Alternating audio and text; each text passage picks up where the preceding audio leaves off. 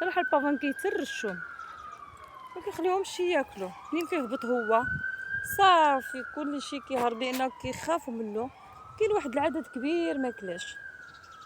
ها شبش طلع، ها شفتو، ها كيهربوا.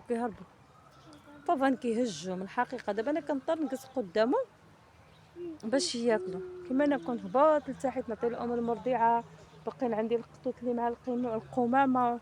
يلا راني منهبطوا صافي خليهم بافان دابا واحد القط صغير ما عرفين مشى ليه. شبش هذوك الكتاكيت ولاو كيهبطوا لي الحومه.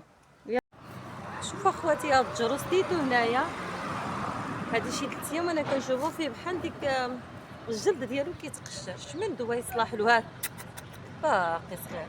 عطيتوني جايبه جلود جداد القطوط قلت نعطيه. خواتي هاد القطه هنا ما يمكنليش نكحز كتر حيت كتهرب هي وليداتها مسكينه. البارح كنت كنهضر مع الاخت فاطمه ماشا كنوريها الغابه وانا نكتشف انه ما كاينين هنا مساكن. المهم هما كيقتاتوا اللي قسم الله. حتى هي عندها بزاف د العيال. دابا بانوا غير 2 كنا هذا شي 4 ولا 5. اي واحد في الدنيا ربي كيجيب له رزقه حتى لعندو.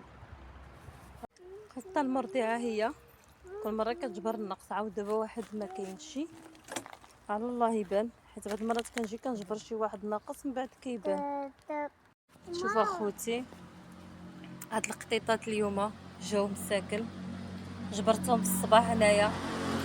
راني كيخاف جبرتهم هنايا كانوا غير 3. دابا منين جيت جبرت 4 مسكنين مخبعين تما. جيتهم حتى الام المرضعه ورجعوا لهنا ما عرفتش علاش، واش كتجي شي يماهم تردعهم. المهم ساكن خايفين ونحاول نديهم عاود نرجعهم للكرتونه